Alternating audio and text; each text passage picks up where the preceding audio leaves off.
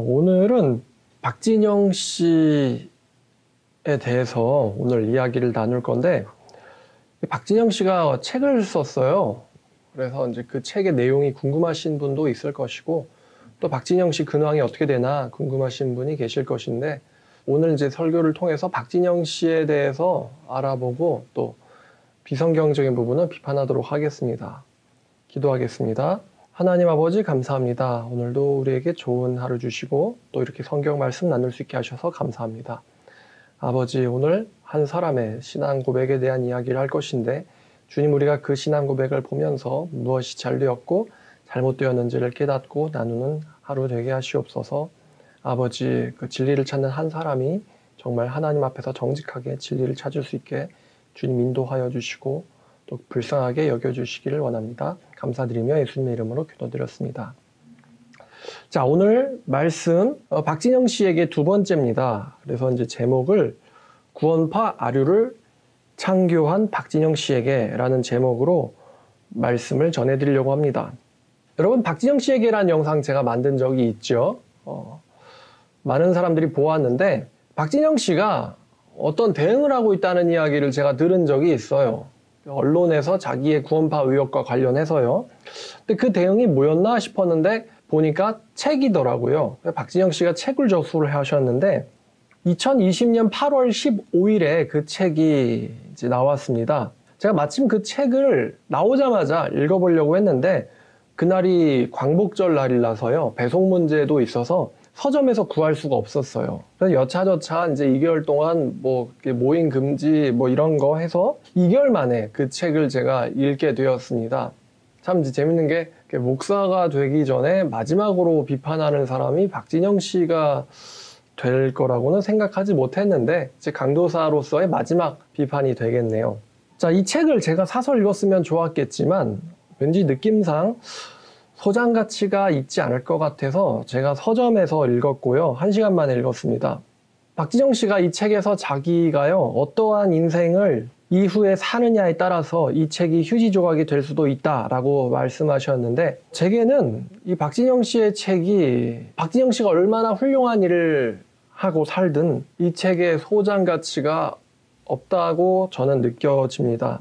왜냐하면요, 신학을 전공한 사람이나 아니면은 정통교회 신자로서 정직한 신앙을 목표로 하는 사람들에게는 이 책은 소장 가치가 없다고 느껴집니다. 두 가지 측면에서 그런데 신학적인 측면에서 없고 신앙적 가치로서 없습니다. 왜냐하면요, 이 책이 이단적 교리를 담고 있기 때문입니다. 박진영 씨는 자기가 구원파 신자가 아니라고 하는데 제가 첫 번째 올린 구원파 사람들의 박진영 씨에게라는 영상에서 구원파 신자들이 굉장히 많이 댓글을 달아줬어요. 구원파 신자들이 박진영 씨를 굉장히 지지하는 답글을 달아줬습니다. 그러니까 참 신기하죠? 박진영 씨는 자기는 구원파가 아니라고 구원파임을 부정했는데 구원파 신자들은 박진영 씨를 지지하는 답글을 굉장히 많이 달아줬다는 것이 참 재밌는 부분입니다. 자, 근데 이 책은요, 구원파 신자들이 박진영 씨의 주장을 제대로 이해하고 또 제 비판을 제대로 이해하기 위해서 구매하거나 대여할 가치나 필요가 있다고 생각합니다. 구원파 신자들에게 한해서요. 그리고 저는요, 지금 굉장히 진지하게 이 영상을 만들고 있습니다. 따라서 이 영상을 듣는 모든 사람들이 함부로 비판하시지 마시고 진지하게 이 영상을 듣고 반응하셨으면 좋겠습니다. 특히 박진영 씨 정말로 잘 들어주셨으면 좋겠고요. 구원파 여러분들도 정말로 진지하게 들어주셨으면 좋겠습니다. 박진영 씨는 제 충고를 진지하게 들어주시길 바랍니다. 왜냐하면 당신의 구원이 걸려 있습니다. 첫 번째 영상은 박진영 씨가 초신자였기 때문에 굉장히 상냥하게 비판했습니다. 그런데 박진영 씨가 제 영상을 분명 보셨을 거라고 생각해요. 그런데도 불구하고 태도나 자기의 잘못된 신앙을 고치기는커녕 오히려 더 완강하게, 안타깝죠? 나오시는 거로 이번에는 더 강하게 비판할 겁니다. 그리고 이 영상은 박진영 씨의 교리 및 주장을 반박하는 영상이므로 박진영 씨의 말을 근거로 합니다. 결론부터 말하면 박진영 씨는요, 자기의 교리를 공유하는 어떤 신앙 단체를 이미 만들었고 활동하고 있습니다. 박진영 씨는 자기가 구원파와 무관하다고 하는데 심지어 박진영 씨가 정말로 구원파와 무관하다라고 할지라도 박진영 씨의 교리 자체는 굉장히 구원파적입니다. 그래서 구원파 아류라고 제가 말한 것입니다. 그리고 박진영 씨는 아직 구원받지 못했습니다. 이 책의 전반부는요, 박진영 씨의 인생에 대한 이야기고, 이 책의 후반부가 박진영 씨의 신앙적인 주장에 대한 글입니다. 그러니까 이제 전반부는 비판할 필요가 없고 후반부만 보면 될 것 같아요. 박진영 씨의 글 중에 제게 와닿거나 아니면은 잘못된 주장을 담고 있는 글만 발췌하여 언급한 후에 아주 제대로 깊이 있게 비판을 해보려고 합니다.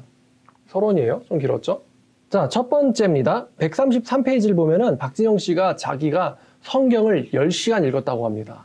정말 10시간이 진짜일지는 모르겠지만요. 그래도 이렇게 자기가 공개적으로 나는 성경을 10시간씩이나 읽어본 적이 있습니다. 라고 이제 말하신다는 게 우리한테 좀 도전이 되죠. 그러니까 여러분들, 박진영 씨의 간증문 지난번에 처음에 비판할 때도 그랬는데 좀 본받을 게 있어요. 박진영 씨가 상당히 진지한 사람입니다. 그러니까 여러분들도요, 성경을 박진영 씨만큼은 아니더라도 정말 내가 성경 구절로 어떤 말을 들었을 때에 아, 이게 성경이구나라는 것을 인지할 정도의 성경 지식이 필요하지 않겠습니까? 박진영 씨가 정말 성경을 10시간 읽었는지는 그만큼 고민했는지는 이제 여러분들이 판단해 주시길 바래요. 자, 박진영 씨가요, 145페이지에서 이런 말해요. 자기가 믿어지지 않았던 게 고민이었대요. 146페이지에 이렇게 써 있어요. 머리로는 알겠는데 안 믿어지니까. 이게 박진영 씨의 과거의 고민이었대요. 머리로는 알겠는데 안 믿어지니까. 이 복음이라는 것을 말하는 거겠죠.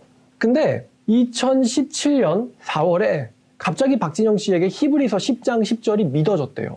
갑자기 믿어졌대요. 이 갑자기 믿어졌다 이런 표현을 좀 귀 기울여서 들을 필요가 있습니다.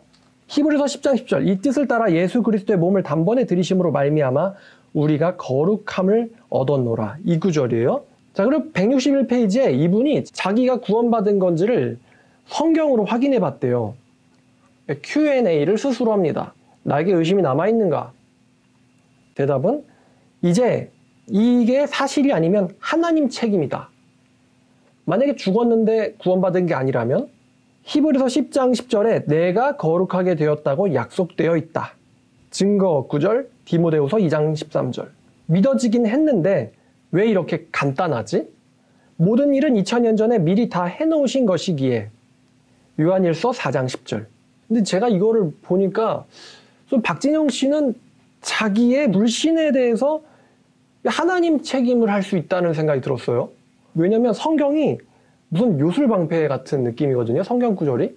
당신이 이렇게 말했으니까 나를 구원해줘야 됩니다. 이런 느낌이에요. 그러니까 하나님이 무슨 이제 박진영 씨를 구원해줘야만 되는 무슨 채무자입니까? 이런 생각이 들었어요. 하나님이 박진영 씨에게 빚졌어요? 구원해줘야만 됩니까? 하나님이 구원파 신자들한테도 할 수 있는 말인데 왜 당신을 구원해줘야만 됩니까? 하나님은 자기가 누구를 자비롭게 여길지 누구를 구원할지 말지 권리가 없나요? 성경 구절을 무슨 방패처럼 당신이 이렇게 말했으니까 구원해줘야 돼요. 이렇게 신앙을 하는 것은 좀 무책임하다고 생각해요. 하나님은 진짜 믿음을 가진 사람, 믿는 자는 구원을 얻으리라 라고 말씀하셨지, 내 성경 구절을 요리조리 읊어봐 그럼 내가 구원해줄게 이렇게 말씀하시진 않았거든요. 무슨 성경 구절을 자기의 어떤 의심에 대한 제 도피용으로 쓰는 거는 조금 아닌 것 같아요. 자, 어쨌거나 163페이지를 보니까 자기가 2010년 이후로 7년 만에 참 평화와 참 자유를 얻게 되었다라고 합니다.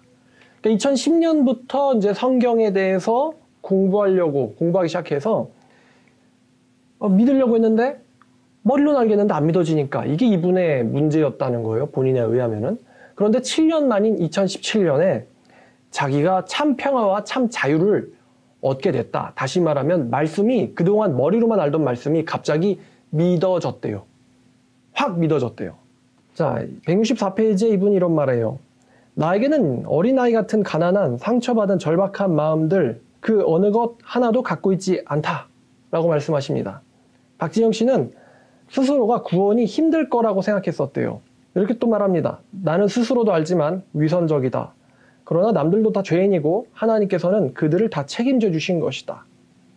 이런 말이 써 있어요. 자, 188페이지. 자, 이게 좀 중요하니까 잘 들어주세요. 박진영 씨는요, 믿음을 두 종류로 나눕니다. 자기가 편의상 믿음 1, 믿음 2라고 이름을 붙였어요. 이게 뭐냐면 박진영 씨가 처음에 자기가 믿어보려고 했댔잖아요. 근데 자기가 믿어보려고 하는 게 이게 믿음 1이에요. 믿어보려고 했는데 잘 안 됐잖아요.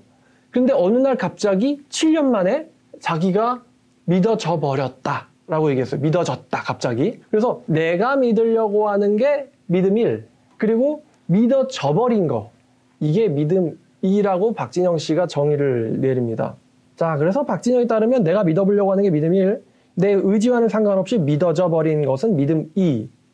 그리고 박진영 씨에 의하면요, 믿음 2가 없으면은 구원받은 게 아니에요. 믿어보려고 노력하지만 믿어지지는 않는 거, 요런 자기가 믿으려고 하는 거는 구원받은 믿음이 아니라고 하는 겁니다. 갑자기 믿어져야 돼요. 그래서 이분이 이 189페이지에서 이런 말이에요. 믿음 2는, 그러니까 믿어져 버리는 믿음, 믿음 2는 수동적 사건이다. 믿음 2는 하나님이 주시는 형태로 표현되어 있다. 근데 저는 박진영 씨가 언급한 구절을 전부 다 체크하고 확인했거든요. 막상 같은 페이지에 요한복음 2장 22절이라고 근거로 써놨는데 제가 확인을 해봤어요. 수동적인 믿음이라 수동적으로 표현되어 있다고. 근데 요한복음 2장 22절을 보니까 이게 제자들에게서 수동적인지 능동적 표현인지 한번 보세요. 죽은 자 가운데서 살아나신 후에야 제자들이 이 말씀을 기억하고 성경과 예수께서 하신 말씀을 믿었더라. 이게 믿음이라고 해놨는데 정작 잘 보면은 능동 표현으로 돼 있죠. 주어가 누구예요? 제자들이죠. 제자들이 믿었더라. 이게 주어와 동사잖아요. 근데 이게 수동적인 믿음으로 표현돼 있나요, 지금? 이건 문법적으로 이건 능동 표현입니다. 제자들이 믿었더라. 박진영 씨 이런 거에서 이상한데? 라는 생각을 하셔야 되는데 뭐 중요한 건 아니에요. 자, 그리고 이제 박진영 씨가 이런 주장을 계속합니다. 회개가 곧 구원은 아니다. 나처럼 회개하고 나서 5년 뒤에 혹은 7년 뒤에 구원받는 사람도 있기 때문이다. 그러니까 박진영 씨가요, 자기가 2010년인가 12년쯤에 회개를 했대요. 근데 회개하고 나서 구원 못 받고 있다가 2017년에 와서야 5년 만에 드디어 믿어져 버린 거예요. 그러니까 박진영 씨는 자기가 회개하고 나서 바로 구원을 받은 게 아니고 회개한 뒤에 구원이 왔다라고 이야기를 해요. 이제 박진영 씨에게 이제 좀 알려드리는 건데, 구원의 순서, 그러니까 좀 전문 용어를 쓰면 구원의 서정이라는 개념이 있어요. 신학 안에. 이것을 오르도 살루티스라고 합니다. 오르도 살루티스. 박진영 씨는 찾아보세요. 오르도 살루티스라는 구원의 서정의 개념을 찾아보면요, 천주교, 개신교, 루터교, 뭐 칼빈주의 할 거 없이 어떤 교단도요, 믿음의 결과가 곧 회개라고 말하지 회개하고 나서 나중에 믿어진다라는 개념으로 써 있지 않습니다. 그러니까 뭐가 먼저냐면 faith가 먼저예요. faith가 먼저고 그 다음에 이 repentance가 옵니다. 근데 박진영 씨는 faith가 먼저가 아니고 repentance가 먼저고, 자기가 회개 먼저 했고 나중에 faith가 왔다고 하거든요. 근데 이 오르도 살루티스라는 거는 수백 년 동안 교회 내에서 가르쳐 온 개념인데, 회개가 먼저냐 믿음이 먼저냐 그러면은 믿음이 먼저라는 것입니다. 박진영 씨 꼭 찾아보세요. 모든 교단들이 다 그렇게 가르쳐요. 왜 그러냐면요, 일단 문제 제기를 하나 하면 박진영 씨가 회개의 개념을 제대로 알고 있는 건가? 라고 생각돼요. 여러분들의 질문해 볼게요. 이 믿음 일은 이제 정택주식으로 표현하면은 믿음 일은 가짜 믿음이에요. 그리고 믿음 이는 이제 진짜 믿음이라고 할 수 있겠죠. 박진영 씨가 자기를 진짜 믿음이라고 하고 있으니까. 근데 진짜 믿음이 없는데 어떻게 참된 회개를 할 수 있죠? 박진영 씨한테 회개가 뭐예요? 라고 물어보고 싶어요.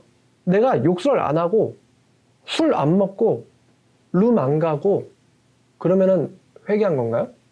제가 재밌는 사실 알고 있는데, 사이비 종교 신천지에 입교한 사람도요, 신천지에 입교하기 전에 양아치 같던 사람이 신천지에 빠지고 나서 모범적이고 착해집니다. 그러면 그게 회개예요? 아니죠. 회개하고 나서 믿음이 오는 것이 아니고 제대로 된 믿음이 있기 때문에 그 결과로서 회개가 일어난 거예요. 참된 믿음은요, 참된 지식을 수반합니다. 그리고 참된 지식을 깨닫게 된 결과 참된 믿음이 들어오죠. 근데 박진영 씨가 아는데 안 믿어진다라고 말했어요. 자기가 죄인임을 정말로 아는데도 회개가 안 된다고 하는데, 좀 가정에서 자기가 죄인임을 정말로 안다. 근데 회개가 안 된다. 라고 한다면 그게 죄인인 걸 아는 건가요?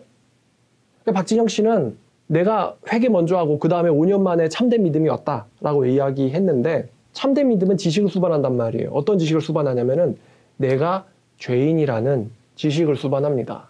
복음을 배울 때 나는 얼마나 죄인인가, 그리고 그분이 나를 위해서 어떻게 하셨는가, 그것을 깨달은 결과 일어나는 것이 회개예요. 하나님 잘못했어요. 제가 죄인이에요. 그리고 감사합니다. 이 참된 회개는 참된 지식이 들어오고 나서야 일어납니다. 근데 참된 지식은 믿음과 같이 와요. 그러니까 믿음이 먼저고 그 다음에 믿음의 결과가 회개라는 겁니다. 그러니까 박진영 씨가 도대체 이 사람은 회개를 뭐라고 알고 있는 거지? 2012년에 회개했다고 하는데 도대체 참된 믿음도 없이 그게 무슨 회개야? 혹시 자기가 세속적으로 살던 삶을 청산하고 좀 이렇게 종교인처럼 종교적으로 살아보려고 하는 그런 걸 혹시 회개라고 생각하신 걸까라는 생각이 들어요. 자, 제가 한번 설교한 적이 있는데 회개라는 것은 삶을 청산하는 것이 아니라 삶의 방향의 전환이라고 하였습니다. conversion이라는 거죠. 누구를 위해서 사느냐? 나를 위해서 사는 삶에서 하나님을 위해서 사는 삶으로 인생의 방향의 전환과 삶의 주인이 바뀌는 것이 회개지, 술, 담배 끊는 것이 성경이 말하는 메타노이아 회개가 아닙니다. 참된 회개는요, 믿음이 수반되어야지 옵니다. 사실 박진영 씨가요, 지금 믿음 1, 믿음 2 이렇게 이야기했는데 제가 박진영 씨 책을 쭉 읽고는 느낀 것은 박진영 씨는요, 아직 믿음이 뭔지를 잘 모른다고 생각합니다. 전 편의성 한번 믿음 3이라고 불러볼까요? 제가 이 믿음 3에 대해서 내일 설교할 예정인데 박진영 씨도 한번 내일 설교까지 들어줬으면 좋겠어요. 그러니까 참된 믿음이 뭔지를 모르니까 회개라고는 이제 거짓 회개를 하신 것 같아요. 또 거짓 회개고 박진영 씨가 말하는 지금 갖고 있는 믿음 2, 이 믿어져 버린이라는 사건도 아마도 거짓 믿음일 겁니다. 아니, 거짓 믿음이죠.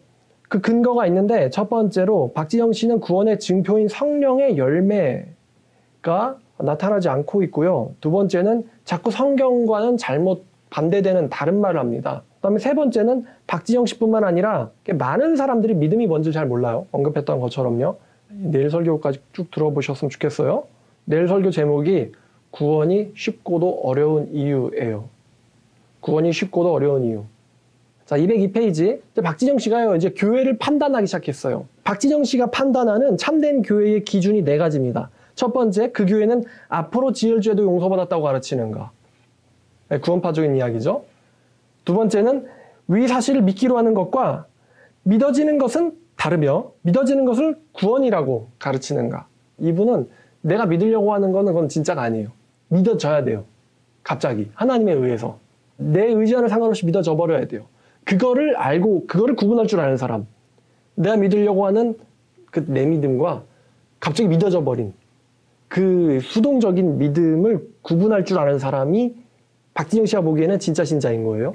그럼 세 번째, 세례라는 것은 완전히 믿어진 후에 받는 것이다. 그러니까 세례를 완전히 이 믿음 2를 가진 사람에게 주는가. 그러니까 세례를 막 남발하면 안 된다는 이야기겠죠. 네 번째는 구원은 착한 행실로 얻어지는 것도 아니고 또 나쁜 행실로 취소되는 것도 아니다. 이것을 가르치는가. 그러니까 구원은 취소되지 않아. 그리고 앞으로 내가 지을 죄까지도 다 용서받은 거야. 그리고 믿음 말이야, 그거 하나님이 주셔가지고 내가 믿어져 버리면 그건 장땡이야. 이렇게 가르치고 있는 교회가 박진영 씨가 얘기하는 참된 교회의 판단 기준이에요. 4가지 기준. 제가 이거 보고 야, 이거 되게 구원파적인데? 하나님이 미래에 지을 죄까지도 미리 다 용서해놨다. 그러면은 약간 죄에 대한 담대함과 면죄부가 생기지 않겠어요? 자, 박진영 씨가 가지는 이제 박진영 씨의 논리는요, 결과적으로는 구원파의 문제점이죠. 구원파의 사회윤리적 문제점인 도덕 폐기론으로 갑니다. 왜냐면 내가 미리 지을 죄까지 다 용서받았다고 한다면, 그리고 내 구원은 절대로 나쁜 행실로도 취소되지 않는다면은 결국에는 뻔뻔해질 수밖에 없거든요. 구원에 있어서, 또 삶에 있어서요. 또 박진영 씨가 정말로 잘못한 부분인데 이 부분 정말로 잘못하셨어요. 뭐냐면 구원에 대해서는 바울 성경만 중요하고 다른 성경은 중요하지 않다고 합니다. 이거는 지난번 간증론 이야기할 때도 나왔던 이야기거든요. 우린 바울 성경만 보면 된다. 근데 아직도 이 개념을 제가 그때 좀 비판했는데 안 버리고 그대로 갖고 계세요. 박진영 씨는요, 구원에 있어서 정작 바울 성경만 중요하다고 이야기하고 다른 성경은 중요하지 않다고 하는데 정작 본인은 히브리서 10장 10절로 구원받았다고 하면서, 근데 제가 보기엔 아마 박진영 씨가 히브리서 10장 10절에 이 두 단어에 꽂히신 것 같아요. 뭐냐면은, 그러니까 꽂힌 거예요. 믿어졌다기보다는 꽂힌 거예요. 두 단어가 뭐냐면은 단번에 얻었노라. 이 두 단어에 꽂히신 것 같아요. 박진영 씨가. 제 말 맞죠? 박진영 씨. 자, 근데 그 절의 앞에 보니까 이 뜻이라는 단어가 있죠. 앞에. 맨 앞에. 이 뜻을 따라. 이 뜻이 뭘까요? 박진영 씨, 이 뜻이 뭐예요? 박진영 씨가 구원받았다고 얘기하는 히브리서 10장 10절. 맨 앞에 이 뜻이 뭐예요? 모르시나요? 모르실 것 같아요. 자, 왜 히브리서 저자가 이런 말을 했는지를 알아야 되는데 10장 1절만 볼게요. 율법은 장차 올 좋은 일의 그림자일 뿐이요 참형상이 아니므로 해마다 늘 드리는 같은 제사로는 나아오는 자들을 언제나 온전하게 할 수 없느니라. 이 말이 무슨 말일까요, 박진영 씨? 그렇지 아니하면 섬기는 자들이 단번에 정결하게 되어 다시 죄를 깨닫는 일이 없으리니 어찌 제사 드리는 일을 그치지 아니하였으리요. 이게 무슨 말일까요, 박진영 씨? 알고 계세요? 지금 히브리서 저자는 율법을 통해서는 사람이 온전해지질 못하고 있다라는 지적을 하고 있어요. 실제적으로 온전해지지 못하고 있다. 그래서 제사를 아무리 드려도 이 사람들은 또다시 죄를 깨닫고 또다시 제사 드리러 온다. 그래서 율법의 무능함을 지금 지적하고 있어요. 그 반대되는 것이 하나님의 이 정하신 뜻인데 그게 바로 복음이고 이 뜻을 따라 예수 그리스도께서라고 히브리서 10장 10절을 얘기하는 거예요. 예수가 단번에 몸을 들이심으로 말미암아 그 결과로서 우리가 거룩함을 얻었다라고 이야기하고 있습니다. 이거를 나 구원받았네, 구원 믿어졌어 이런 개념이 아니고 거룩함이라는 영역에 도달했냐라는 질문을 박지영 씨는 자기 자신한테 해야 돼요. 이건 지금 믿어지느냐라고 이해할 수 있는 구절이 아니고 이거는 내가 정말로 거룩함에 이르렀나라는 질문을 해야 돼요, 박진영 씨는. 자, 히브리서 10장 10절로 구원받으셨다고 하는데 정작 히브리서는 바울 성경이 아니죠. 바울의 저작이 아닐 가능성이 상당히 있습니다. 자, 그러면 같은 히브리서인 성경 10시간씩이나 읽으신 박진영 씨는 히브리서 3장 14절 우리가 시작할 때에 확신한 것을 끝까지 견고히 잡으면 그리스도와 함께 참여한 자가 되리라. 뭐 이런 구절은 안 보시는 거예요? 또 6장 11절에 우리 사도들이 간절히 원하는 것은 너희 각 사람이 동일한 부지런함을 나타내어 끝까지 소망의 풍성함에 이르러 쭉쭉쭉 생략 12절에 약속들을 기업으로 받는 자들을 본받는 자 되게 하려는 것이니라. 왜 이런 말씀을 안 보시는 거예요? 단번에 믿어졌고 장땡이라는 느낌의 구절이 아니죠. 이거는 지금 이미 신자들인 히브리서의 독자들에게 지금 사도는 권면하고 있습니다. 믿어졌지 장땡이야 이렇게 이야기하고 있지 않다는 거죠. 또 3장 6절에 그리스도는 하나님의 집을 맡은 아들로서 그와 같이 하셨으니 우리가 소망의 확신과 자랑을 끝까지 굳게 잡고 있으면 우리는 그의 집이라. 이런 구절은 왜 안 보이시는 걸까요, 박진영 씨에게? 자, 성경 10시간 읽으신 박진영 씨, 또 12, 13절도 보고 이렇게 나와 있죠. 형제들아, 교인들에게 하는 말이에요. 너희는 삼가 혹 너희 중에 믿지 아니하는 악한 마음을 품고 살아계신 하나님에게서부터 떨어질까 조심할 것이요. 그러니까 붙어있다고 생각하는데 떨어져 나갈까 조심하라. 믿어졌지? 그럼 그때부터 장땡, 미래지을 죄까지 다 사해 주셨고 너희가 어떤 삶을 살더라도 구원은 취소되지 않아. 이런 느낌의 구절이 이건 아닙니다. 오직 오늘날 일컫는 동안에 매일 피차 서로 권면하여 너희 중에 누구든지 죄의 유혹으로 완고하게 되지 않도록 하라. 그죠? 계속 지속적인 권면을, 지속적인 노력을 히브리서는 지금 우리에게 권면하고 있어요. 왜 이런 걸 안 보셨을까, 박진영 씨는? 이런 구절 박진영 씨한테 정말 불편하죠. 히브리서 10장 26절, 32절. 자, 박진영 씨가 구원받았다라고 하는 히브리서 10장에 있는 요절입니다. 26절. 우리가 진리를 아는 지식을 받은 후 짐짓 죄를 범한 즉 다시는 속죄하는 제사가 없고 오직 무서운 마음으로 심판을 기다리는 것과 대적하는 자를 태울 맹렬한 불만이 있으리라. 모세의 법을 폐한 자도 두세 증인으로 말미암아 불쌍히 여김을 받지 못하고 죽었거든 하물며 하나님의 아들을 짓밟고 자기를 거룩하게 한 언약의 피를 부정한 것으로 여기고 은혜의 성령을 욕되게 하는 자가 당연히 받을 형벌은 얼마나 더 무섭겠느냐 너희는 생각하라. 원수 갚는 것이 내게 있으니 내가 갚으리라 하시고 또 주께서 그의 백성을 심판하리라 말씀하신 것을 우리가 아노니 살아계신 하나님의 손에 빠져들어가는 것은 무서울진저 전날에 너희가 빛을 받은 후에 고난의 큰 싸움을 견뎌낸 것을 생각하라. 이런 구절은 박진영 씨는 왜 안 보시는 걸까? 히브리서 구절로 구원받다고 하시면서 정작 히브리서를 무시하시면 안 돼요. 박진영 씨가 이 책에서 자기가 가진 믿음을 루터나 웨슬리, 조지 휘필드 같은 아주 하나님의 나라의 대일꾼이죠. 이런 사람과 자기를 연결시켜요. 이 사람들의 믿음과 자기의 간증이 비슷하다 이거예요. 저는 또 박진영 씨가 머리로 믿는 것과 믿어지는 것의 차이를 알면 진짜 신자나 진짜 목사의 판단 기준이라고 주장을 하는데 이거는 되게 인위적인 판단 기준이에요. 성경에 믿음이 나와 있어요. 그리고 성경에 제가 아까 바로 지적했는데 참된 믿음은 수동태로만 기록되어 있지 않아요. 수동태로 기록되어 있는 부분도 있겠지만 믿음은요 능동적인 행위예요. 물론 하나님이 도우십니다. 성령 없이 참된 믿음이 힘들죠. 그런데 내가 믿는 너희가 믿으면 누구든지 믿는 자는 구원을 얻으리라. 여기서 믿는 자는 했을 때의 믿음이라는 게 믿음 1이겠어요? 가짜 믿음이겠어요? 가짜 믿음 가져도 구원받는다는 말을 예수님이 할 리가 없죠. 성경은요 능동적인 사건으로 기록을 합니다. 이기는 자는 이겨야 되죠. 나 아무것도 안 했는데 저절로 이겨졌더라 야. 이렇게 성경 기록하고 있질 않아요.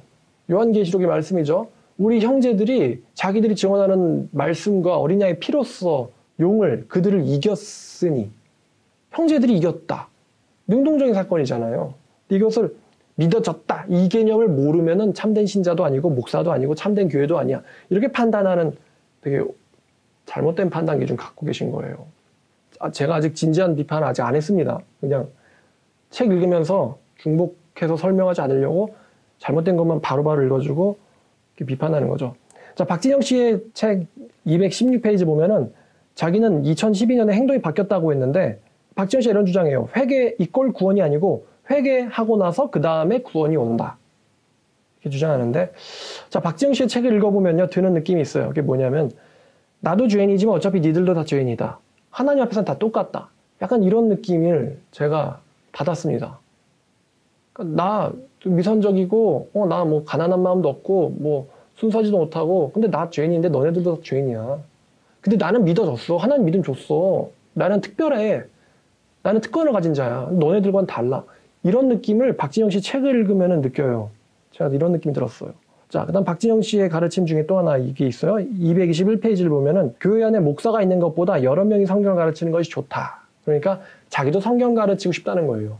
자, 근데 이제 박진영 씨가 어떤 단체를 만들었다고 했는데 그 단체에는 목사나 신부가 없다고 합니다. 여러 명이 성경을 가르치는 게 더 맞대요. 근데 여기에 대해서도 그러니까 이게 형제교회 같은 거죠. 목사나 신부 없이 그냥 서로가 다 일어나서 가르치는 거예요. 설교하고 가르치는 거. 자, 한번 성경만 가지고 비판해 볼게요. 자, 베드로는요. 베드로후서 3장에서 성경 안에는 해석하기 난해한 것들이 있으며 많은 사람들이 이것을 잘못 해석하여 멸망에 이른다라고 경고하고 있습니다. 고린도전서 12장 28절을 보면 하나님께서 교회 중에 며칠 세웠대요. 첫째는 사도요. 둘째는 선지자요. 셋째는 교사요. 여기서 이제 교사가 현대의 목사에 해당하죠. 그 다음이 능력 행하는 자요. 그 다음은 병 고치는 은사와 서로 돕는 것과 다스리는 것과 각종 방언을 말하는 것이니라. 그러니까 하나님이 교회에 며칠을 세웠는데 그 세운 직분 중에 하나가 교사래요. 모두가 다 교사가 아니라 특별히 하나님에 의해서 세움받은 교사가 있어요. 바울이 말한 거예요. 근데 박진영 씨는 특별한 교사가 있는 것보단 그냥 서로가 다 가르치는 것이 좋다. 이렇게 얘기했는데 한마디로 목사 한 수 안 받았어도 가르치고 싶다라는 말처럼 저한테 들려요. 근데 박진영 씨 성경 제대로 가르치려면 특히 내가 잘못 가르쳐서 남을 지옥 보내지 않고 싶으시다면요. 신학을 제대로 공부하셔야 됩니다. 자, 그 다음에 이제 디모데전서 5장 17절에 잘 다스리는 장로들을 배나 존경할 자로 알되 말씀과 가르침에 수고하는 이들, 그러니까 장로들이죠. 말씀과 가르침에 수고하는 장로들에게는 더욱 그리할 것이니라, 더욱 존경할 것이니라. 그럼 말씀과 가르침에 수고하는 장로들이 뭘까요? 가르치는 장로, 그리고 다스리는 장로, 말씀에 수고하는 장로, 바로 목사죠. 사도 바울도 교회 안에 말씀에 수고하는 장로들을 언급했어요. 그리고 박진영 씨가 사도 바울 언급하면서 무슨 자비랑 선교 가르치는 사람은 삭슬 받으면 안 된다 이런 얘기를 했는데 바로 그 다음 절 디모데전서 5장 18절에 바울이 말합니다. 성경에 일렀을 때 곡식을 밟아 떠는 소의 입에 망을 씌우지 말라 하였고 또 일꾼이 그 삭슬 받는 것은 마땅하다 하였느니라. 성경이 말하고 있어요. 하나님의 일꾼은 삭슬 받아야 된다. 그것은 마땅한 일이다. 그죠? 박진영 씨의 주장과는 좀 다르죠, 성경이. 자, 225, 226페이지에 이런 말을 하는데 이건 좀 위험한 이야기입니다. 박진영 씨가 말하기를 성경에서 말하는 죄인이란 죄를 지은 사람이 아니고 죄인의 혈통을 타고난 사람이다. 그럴듯하죠. 아담의 죄가 우리 모두를 죄인으로 만들었듯이 중간 생략 잘못한 게 없이 죄인이 되었듯 잘한 게 없이 의인이 된다. 다시 잘못한 게 없이 죄인이 되었듯 잘한 게 없이 의인이 된다. 근데 이 얘기 들으면요. 여러분 만약에 하나님께서 인간이 잘못한 것이 없는데 죄인으로 여긴다면요. 무죄한 인간을 정죄하고 있는 하나님은 나쁜 분이라는 소리거든요. 박진영 씨는 자기가 정말 죄인이라는 것을 모르시는 것 같아요. 그러니까 잘못한 게 없이 내가 죄인이 되었듯 이런 말 할 수 있는 거죠. 남들도 죄인이고 나도 죄인이라는 식으로 말씀하시는 분이 어떻게 회개를 하셨을까? 자, 그 다음에 이제 227페이지 이 부분부터가 박진영 씨의 정말 잘못된 부분입니다. 박진영 씨가 있다주의와 없다주의라는 개념을 이제 이야기하는데 이 있다주의, 없다주의가 뭐냐면은 구원이 행위에 의해서 취소될 수 있다라고 가르치는 사람과 없다라고 믿는 사람. 이게 박진영 씨의 그 있다주의, 없다주의거든요. 그럼 박진영 씨는 있다주의일까요? 없다주의일까요? 없다주의죠. 박진영 씨는 자기가 굉장히 강한 없다주의자라고 합니다. 구원은 행위에 의해서 취소될 수 없다. 근데 결국 이제 이 얘기를 끌고 가보면 박진영 씨의 교리는 도덕 폐기론으로 가게 돼 있죠.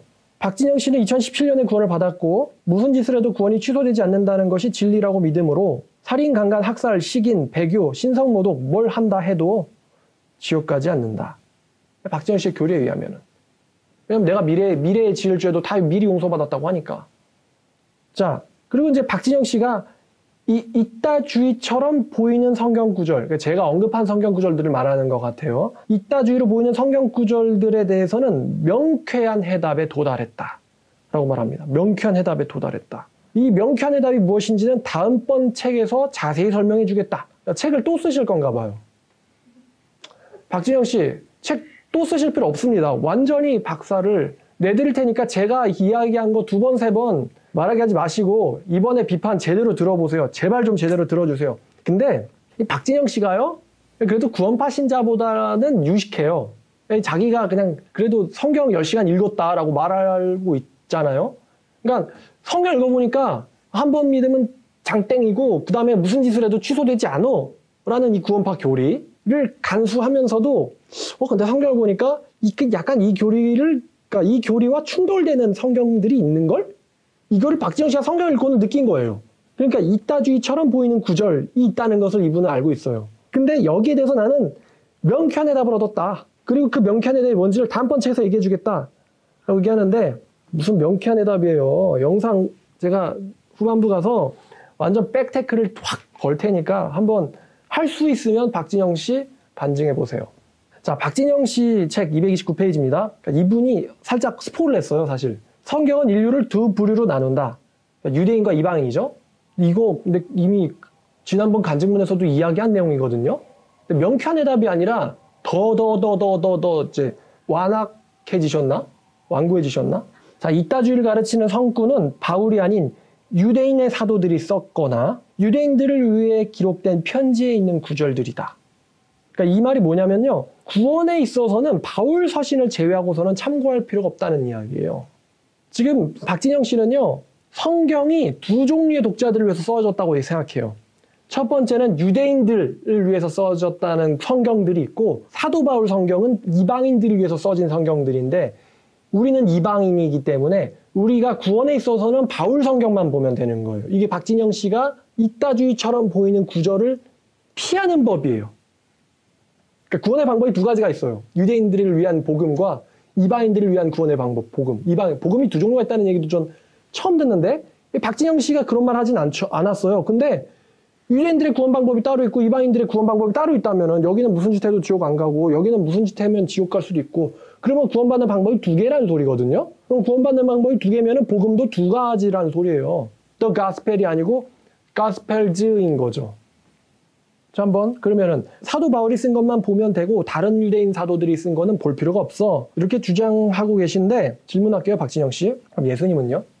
예수님이 나무, 열매, 배교 등등에 대해서 엄히 경고하면서 언급하셨어요. 마태복음 7장 19부터 21절까지 아름다운 열매를 맺지 않는 나무마다 찍혀 불에 던져지느니라. 여기서 열매를 해석해드리면 전도의 열매가 아니고 삶의 열매입니다. 즉 행함을 말하는 것입니다. 아름다운 행함, 열매를 맺지 아니하는 나무마다 찍혀 불에 던져집니다. 여기서 나무는 사람을 암시하고 있어요. 이러므로 그들의 열매로 그들을 알리라. 나더러 주여 주여 하는 자마다 천국에 들어가는 것이 아니고 하늘에 계신 아버지의 뜻대로 행하는 자라야 들어가리라. 이거는 예수님이 한 말이에요. 아, 그러면 박지현 씨 이렇게 주지 않을래나? 아, 이 예수님은 유대인들을 위한 메시아이기 때문에 우리가 들을 필요는 없다. 이분의 말씀을. 이렇게까지는 이야기 안 하겠지? 이렇게 이야기하면 그냥 막 가자는 거죠.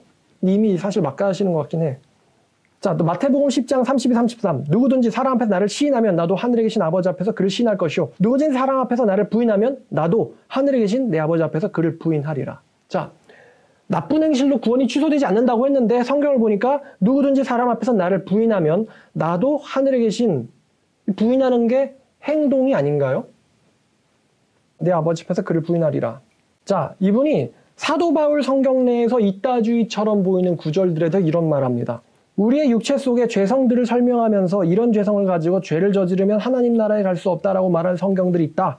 갈라디아서 5장 19절부터 21절, 고린도전서 6장 9절부터 11절. 그러나 그것은 고린도전서 15장 50절부터 나오는 내용과 연결해서 봐야 제대로 이해할 수 있다. 결론적으로 하나님의 나라에 가려면 이런 죄성을 지닌 육체가 다른 종류의 육체로 바뀌어야 하고 또 바뀔 것이라는 이야기지, 죄를 지으면 하나님 나라에 못 간다는 이야기가 아니다. 231페이지에 있는 내용입니다. 이분이 이거 참 궤변인데, 고린도전서 15장 50절은요 부활에 대한 내용이지 무슨 죄를 안 짓는 다른 육체에 대한 이야기가 아니에요.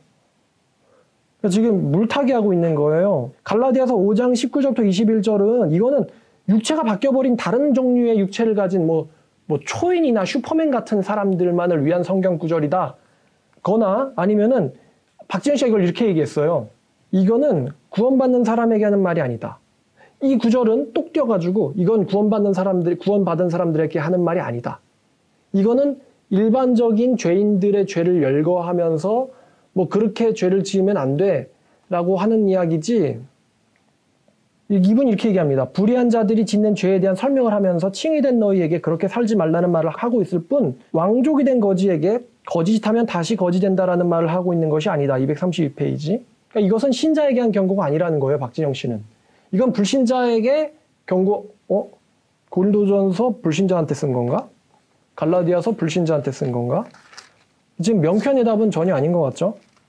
6장 9절부터 12절까지. 자, 불의한 자가 하나님의 나라를 유업으로 받지 못할 줄을 알지 못하느냐. 미혹받지 마라. 미혹받지 마라. 지금 사도 바울이 미혹받지 마라고 불신자한테 하는 말이에요. 지금 교인에게 하는 말이에요. 내 자식 같은 교인에게 하는 말이에요? 아니면 나랑 상관없는 불신자한테 미혹받지 마라라는 말을 지금 고린도 전서를 쓰면서 하고 있어요. 이거 신자한테 하는 말이죠. 불의하게 살아도 천국 갈 수 있다는 주장에 미혹당하지 마라.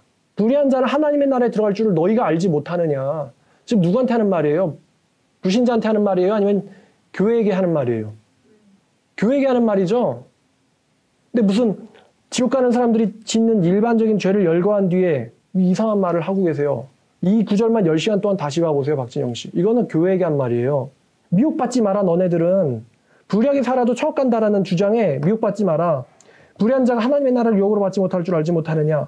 음행하는 자나 우상숭배자나 가늠하는 자나 탐색자나 남색자나 도적이나 탐욕을 부리는 자나 술 취하는 자나 모욕하는 자나 속여 빼앗는 자들은 하나님의 나라를 받지 못하리라. 유업으로. 또 갈라디아서 5장도 말입니다. 갈라디아서 5장도 이게 불신자한테 하는 말인가? 갈라디아서 5장 자 18절부터 21절까지. 너희가 만일 성령이 인도하시는 바가 된다면, 지금 가정법이죠. 너희가 만일 성령이 인도하시는 바가 된다면 너희는 율법 아래 있지 아니하니라. 육체의 일은 분명하니 곧 음행과 더러운 것과 호색과 우상숭배와 주술과 원수매증과 분쟁과 시기와 분냄과 당지는 것과 분열과 이단과 투기와 술 취함과 방탕함과 또 그와 같은 것들이라. 내가 전에 너희에게 경고한 것처럼 경계한 것처럼 지금 다시 경계하노니 이런 일을 하는 자들은 하나님의 나라를 유업으로 받지 못할 것이요 라고 너희에게 말하고 있다라고 분명히 나와 있죠. 근데 무슨 구원받지 못한 사람에게 하는 말이지 구원받은 사람에게 이런 말하면 이런 짓 하면 천국 못 간다고 얘기하는 것이 아니다. 이렇게 해석을 하냐 이거죠. 자, 또 이분이 이런 말합니다. 디모데전서 4장 16절 박진영 씨 주장이에요. 고린도전서 15장 2절 빌립보서 2장 12절에 구원이란 단어가 있다고 해서 다 잘못 이해되어지고 있는데 구원투수라는 말이 있듯이 성경에 있는 구원이란 단어가 다 천국 가는 구원이 아니다 라는 주장을 합니다. 근데 막상 전 다 찾아본다 그랬어요. 디모데전서 4장 16절, 고린도전서 15장 2절, 빌립보서 2장 12절을 제가 다 찾아봤는데 위 세 구절은요 전부 다 영혼 구원과 관련돼 있는 말이고요. 박지영 씨 주장 따라 구원군이라든지 구원투수라든지 등의 물리적 의미의 구원을 가리키는 말씀이 아닙니다. 즉 박진영 씨는요 일부러 몇 가지를 왜곡하고 있다고 보여줘요. 자기가 언급했으니까. 여러분 디모데전서 4장 16절 볼까요? 이게 구원투수같이 물리적 구원을 얘기하는 건지 아니면 영혼 구원을 말하는 건지 여러분 한번 읽어보시고 느껴보세요. 4장 16절 네가 네 자신과 가르침을 살펴 이 일을 계속하라. 이것을 행함으로써 네 자신과 네게 듣는 자를 구원하리라. 이제 여기서 지금 네가 이 성경의 가르침을 살펴서 이것을 행함으로 네가 네 자신과 네게 듣는 자를 구원하리라. 이게 지금 뭐 물리적 구원 말하는 거예요? 물에 빠졌으니까 구원해 주세요. 네가 가르침을 지키면은 물에 빠진 사람을 구원하리라. 이런 말하는 거예요, 지금 바울이. 고린도전서 15장 2절 이게 물에 빠진 사람 구원하자는 거예요? 아니면 영혼 구원 얘기하는 거예요? 고린도전서 15장 2절 너희가 만일 내가 전한 그 말을 복음이죠. 너희가 복음을 굳게 지키고 헛되이 믿지 아니했으면 그로 말미암아 구원받으리라. 이게 지금 사도 바울이 너희가 내가 전한 복음을 헛되이 받지 않고 굳게 믿으면은 물에서부터 구원받을걸?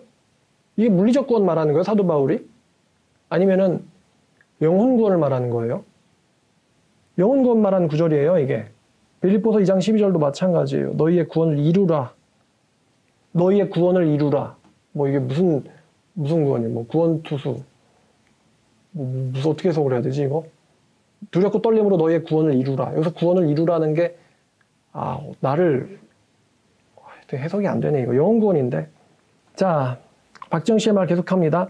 없다주의를 믿는 목사들 중에 있다주의에 대한 구절 때문에 행위로 드러난다라는 말을 하는데 그 말은 위험하다. 사실 이게 제가 가진 견해거든요. 이 믿음 3이라고 제가 언급을 했는데 제가 설명하고 싶은 믿음을요. 참된 믿음을 말하는 거예요. 참된 믿음은요. 참된 믿음을 가지면 그 믿음이 있다는 것은 삶을 통해서 드러납니다. 박진영 씨는 음악가이자 작곡가면서 작사도 하시잖아요. 인간을 이렇게 모르세요? 참된 믿음을 가지면 삶은 자동으로 나오게 돼 있어요. 참된 믿음을 가졌는데도 하나님의 말씀대로 살지 않는다는 것은 이거는 내가 내 아내를 사랑하지만 사랑하면서도 패 죽일 수 있다는 말과 똑같은 말을 사랑하니까 때릴 거야. 이런 거랑 같은 말이에요. 미친 거죠. 참된 믿음은 반드시 본성과 본능을 일으킨단 말이에요. 보호 본능을 일으킨단 말이에요. 내가 내 주군을 정말로 참된 주님으로 참되게 믿지만서도 주님을 배신할 수 있다. 그게 무슨 참된 믿음이에요? 자, 박지원 씨 이야기 계속해야겠네요. 자, 없다주의를 믿는 목사들 중에 있다주의를 얘기하는 대한 구절 때문에 행위로 드러난다라는 말 하는 목사들이 있는데 그 말이 위험하다. 왜냐하면은 진짜 중에서도 행위가 없는 자가 있고 아마 십자가 강도 같은 사람 얘기하는 거죠. 가짜도 좋은 행위를 하기 때문이다. 이분이니까 도덕적인 착한 삶이랑 하나님의 말씀에 성령에 의해서 순종되어지는 삶이랑 좀 구분 못 하시는 것 같아요. 성령 없이 위선적으로 착한 삶을 사는 것이 성경이 말하는 행함은 아니거든요. 그러면서 이렇게 반문합니다. 바울이 대마 같은 가짜랑 복음 전하러 다녔다는 거냐? 234페이지에서 이런 말을 해요. 박지영 씨에 의하면 대마는 천국 간 사람이에요. 한번 믿어졌고 무슨 짓을 해도 지옥 가지 않으니까 대마가 바울을 버리고 세상으로 갔거든요. 바울을 버리고 세상으로 갔어요. 다시 말하면 주님을 버린 거예요. 주님을 버려도 천국 갈 수 있다? 디모데후서 4장 10절 대마는 이 세상을 사랑하여 나를 버리고 데살로니가로 갔고 세상을 사랑하여 나를 버리고 주를 버리고 데살로니가로 갔고 세상 사랑해도 한 번 믿어졌으면 장땡이야. 요한일서 2장 15절 이 세상이나 세상에 있는 것들을 사랑하지 말라. 누구든지 세상을 사랑하면 하나님의 사랑이 그 안에 있지 아니하니. 또 야고보서 4장 4절 가늠하는 여인들아 세상과 벗된 것이 하나님과 원수됨을 알지 못하느냐. 여러분 그 사도 바울이 가짜랑 복음같이 전하고 다녔을 리가 없다라고 이야기를 하는데 예수님을 통해서 한번 물어보죠. 여러분 예수님의 제자 중에서도 가짜가 있었죠. 그럼 가룟 유다가 진짜예요? 박진영 씨에게 물어볼게요. 가룟 유다 천국 갔어요? 예수님도 가짜랑 복음 전하고 다니셨어요. 어떻게 진짜가 행함이 없을 수가 있습니까? 야고보서 한 구절을 소개해드립니다. 어떤 사람은 말하기를 너는 믿음이 있고 나는 행함이 있으니 행함이 없는 네 믿음을 내게 보여라. 나는 행함으로 내 믿음을 내게 보이리라. 야고보가 그 지적하는 거예요. 네가 믿음이 있다고? 근데 행함이 없어? 그럼 행함이 없는 네 믿음 내게 보여라. 나는 행함으로 내 믿음을 너에게 보이리라. 내가 특정 종파에 속해 있다고 기사가 났었는데, 이분이 얘기한 특정 종파가 구원파야겠죠? 기사 났는데 그 뒤로 내 모임이 독립된 모임이라는 것을 알고 더 이상 기사가 없었다. 241페이지. 자, 제가 이렇게까지 이야기하는 박진영 씨를 보고서는 이런 걸 느꼈어요. 박진영 씨가 유명한 측과 완전히 손을 뗐을 수도 있겠다는 생각이 들어요. 자, 그런데 교리는 어떨까요? 교리. 박진영 씨의 성경 해석은 회귀합니다. 그리고 구원파 교리랑 정확히 일치해요. 아마도 구원파의 누군가에서부터 큰 영향을 받았을 것으로 사료됩니다. 왜냐하면 박진영 씨의 주장은 굉장히 위험한 주장인데 이것은 스스로 성경을 해석해서 도달할 수 있는 내용이 아닙니다. 그러니까 성경을 뭐 바울 성경만 보면 된다. 우린 이방인이니까 다른 성경 53권의 다른 성경을 볼 필요가 없다. 구원에 있어서는 중요하지 않다. 이런 견해에 스스로 도달할 수 없다는 거예요. 어떻게 성경을 한 권으로 이렇게 딱 한 권으로 이렇게 붙여놨잖아요. 제본해가지고. 근데 야 이거는 다 나한테 쓴 말이 아니고 요것만이지. 이런 거를 어떻게 혼자서 생각할 수 있나요? 그리고 아까 미래 지을 죄까지 다 용서했다고 했는데 여러분 성경에 미래 지을 죄까지 다 용서했다는 말이 나와요? 이거 구원파에서 하는 말이거든요. 이런 교리가 어떻게 나왔는지 박진영 씨가 해명해야 돼요. 박진영 씨는 성경을 괴기하게 해석하는데 어떻게 이게 자연스러운 읽기의 결과입니까? 왜곡과 삭제죠. 박진영 씨가 계속 말합니다. 나는 가수로, 사업가로, 한 가정의 가장으로 존경받는 모습을 보여줄 것이다. 내 삶은 지금부터가 중요하다. 이 책이 휴지 조각이 되지 않기 위해서 이것이 내가 살아가는 이유다. 라고 쓰면서 마칩니다. 이제부터 이제 제 소감과 진짜 비판을 하겠습니다. 박진영 씨의 책을 읽어본 느낌은 이래요. 내가 구원 못 받았을 때 나한테 원래 믿음이란 그런 거야. 구원받은 거야. 라고 말했던 목사들 다 가짜야. 이제 내가 진짜야. 이제부터 내가 다 설명해 주겠어. 이런 느낌이에요. 박진영 씨 책을 읽어보면요. 박진영 씨가 회개했다고 하는데 박진영 씨에게 삭개오와 같은 기부가 없어요. 그러니까 이분 찾아봤더니 조금 기분하시긴 하셨어요. 삭개오처럼 완전히 내 모든 것을 버리고 주님에게 바치는 이런 기분은 없었어요. 박진영 씨에게 사도 바울과 같은 희생은 없어요. 예수님이 요한에게 나를 따르라라고 하셨을 때 그들은 배와 아버지를 버려두고 쫓았는데 진영 씨는 그럴 수 있습니까? 예수님이 나를 쫓으라라고 얘기했을 때 박진영 씨는 자기가 일군 모든 것을 배와 그물과 아버지를 버려두고 쫓을 수 있나요? 아마 못할걸요? 자, 박진영 씨의 문제점이 이렇습니다. 첫 번째는 신학적인 검증 과정을 거치지 않았어요. 아마 이렇게 얘기하면 박진영 씨는 신학 이렇게 비웃을 거예요. 자, 기껏해야 박진영 씨의 검증은 자기가 루터나 웨슬리의 간증문을 떼다 붙여가지고 비슷한 부분이 있다라고 갖다 붙인 거예요. 제가 이단들을 포함해서 박진영 씨에게 할 말이 있습니다. 박진영 씨는 연세대 이과 지질학과를 졸업했다고 합니다. 자, 요즘 대학 졸업은 고등학교 고졸처럼 필수인데요. 제 생각에 대학을 졸업하는 이유는 이거 한 가지예요. 뭐냐면요. 내가 아는 영역보다 더 큰 영역에서 더 많은 발전을 이룬 사람들이 역사적으로 있었고 그 인류가 이룬 학문들을 접할 수 있는 기초적인 지식, 훈련 과정이 대학이에요. 전달돼요? 그러니까 대학에서 내가 뭘 전공했으니까 뭐 전문가 이게 아니고 어떤 엄청난 것을 과거에 이룬 사람들이 있고 그 사람들이 이룬 이 지식에 접근할 수 있는 아주 기초적인 훈련 과정이 바로 대학이란 말이에요. 그러니까 박진영 씨가 연세대도 나왔고 공부를 제대로 했다면 그리고 박진영 씨가 자기가 구원에 대해서 내가 뭔가 대단한 걸 깨달았다라고 느낀다면 분명 그 박진영 씨가 깨달았다고 하는 거 분명 정확한 진리를 나보다 훨씬 전에 수백 년, 심지어 수천 년 전에 그것을 미리 읽은 사람들이 있었고 그들은 천재적인 사람들이고 성령을 받은 사람들이고 그들이 이뤄놓은 엄청난 양의 학문들이 쌓여 있다는 것을 대학교 나온 사람은 알아야 돼요. 이단도 마찬가지고. 그러니까 신학 따위라고 얘기하지 말라는 거예요. 그러니까 아까 루터, 웨슬리 그런 사람들이 쓴 책을 그런 사람들이 뭘 믿었는지를 박진영 씨 연구해 보셨나요? 그냥 잘난 사람 정명석도 자기가 루터를 잇는 메시아래요. 루터 다음에 나온 메시아래요. 그러면 정명석이 루터가 뭘 가르쳤는지 알고나 있을까요? 박진영 씨, 요한 웨슬레가 아니면은 루터가 조지 휘필드가 뭘 믿고 가르쳤는지 알고 계세요? 따라서 내가 깨달은 것이 진리라면요, 그것에 대해서 분명히 훌륭한 누군가에 의해서 이미 언급됐고 쌓여있는 지식들일 것이고, 그것에 대해서는 내가 연구해서 그들을 비평하고 나 자신도 비춰보아야 돼요. 이것은 남의 지식을 단순히 흉내내거나 따라하는 것이 아니고 학문하는 데 있어서 겸손이에요. 근데 박진영 씨의 이 자기가 쌓아놓은 깨달은 이 교리라는 것은 이 신학적인 검증 과정을 거친 게 전혀 아니에요. 그래서 이분의 문제가 신학적으로 무식하고 또 교만합니다. 자신의 틀림의 가능성이나 기존 신학을 인정하지 않아요. 그리고 네 번째는 어리석고 반성하지 않습니다. 남의 말을 듣지 않아요. 제가 분명히 첫 번째 영상을 언급했는데, 그리고 이분 특징이 고집불통이에요. 자기 것만 맞다 하면서 자기 주장을 굽히지 않습니다. 아마도 박진영 씨는 제 영상이 나가고 난 뒤에도 엄청나게 높은 확률로 회귀하지 않을 거라고 생각해요. 왜냐면 이분의 본질은요, 교만이에요. 박진영 씨 책에는 성화 같은 것이 나오지 않아요. 성화에 대한 이해가 없거나 아니면 박진영 씨의 구원론에서는 성화 같은 게 필요 없거나. 박진영 씨가요, 자기 책에서 자기는 성경 속에서 구원받는 사람들이 갖고 있는 어린아이 같은 마음이나 마음도, 가난한 마음도, 상처받은 마음이나 절박한 마음도 없다고 했는데 잘 이야기하셨고요. 여러분, 박진영 씨 글을 읽어보면 박진영 씨는 솔직한 것 같지만 적어도 박진영 씨의 글을 통해서 느껴지는 건요, 아니라는 거예요. 박진영 씨는 저에게는 부정직하게 느껴집니다. 박진영 씨는 교만하다고 했죠. 이 두 가지 점이 박진영 씨가 구원받기 힘든 이유예요.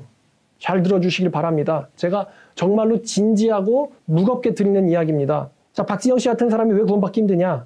자, 예를 들어서 언론 매체에 의해서 박진영 씨의 처음 신앙 모임에 대해서 밝혀졌을 때 박진영 씨가 구원파 사람들과 연관이 있다는 것과 그의 모임 장소가 구원파 소유의 건물과 관련이 있다는 것, 거기다가 제가 박진영 씨가 어떻게 구원파가 가진 교리와 똑같은 교리를 갖게 되었는가라고 의문을 제기했는데, 정말 박진영 씨가 구원파와 하나도 연관이 없다면 박진영 씨가 갖고 있는 구원파적 교리는 어디서 온 건지, 결론적으로 이 책에서 박진영 씨는 그 모든 것에 대해서, 이 의혹에 대해서 자기는 무관하다고 주장했을 뿐 결정적으로는 해명하지 않았어요.